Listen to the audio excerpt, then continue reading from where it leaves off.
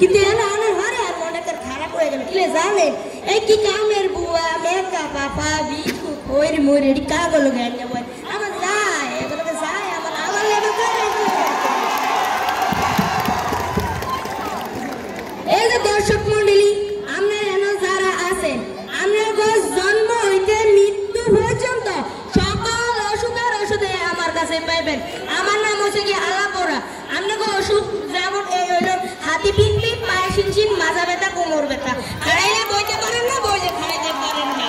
খাইলে ক্ষুধা লাগে না ঘুমাইলে চলে দেন না দাউদ চর্মরোগ চুলকানি আর চুলকানির কথা কি কমু চুলকানি উঠলে মন চায় চুলকাইতে চামড়া উঠে ফেলি অনেক দাদু ভাই করেন কি চুলকানিকে প্যান্টের ভিতর হাত দিয়ে চুলকাইতে খায় বড় আসলে সম্মুখীন হন দেখে যাবেন আমার একখানা মলম মাইকা দেবেন সুন্দর করে চুলকানি যাবে যে অনেক দাদু ভাই আছেন ব্যথার কারণে চলাফেরা করতে পারেন না দেখেছেন আমার মরম করা লাগাবেন 200 বছরের ব্যথা মাত্র 500 বছরে ঠিক হয়ে যাবে মাননীয় সভাপতি সাহেব এই যে আমার কোম্পানি আছে না আমার কোম্পানির নতুন একটা আবিষ্কার আছে এই ওষুধটা নাম হলো হালুয়া মহব্বত কি লিখে জানেন অনেক সংসার আছে স্বামী স্ত্রীর মধ্যে ঝগড়া কাইচা কিলাকিলি হরে এই ওষুধটা যদি খান মাত্র 2 দিনে শান্তি ফিরাইব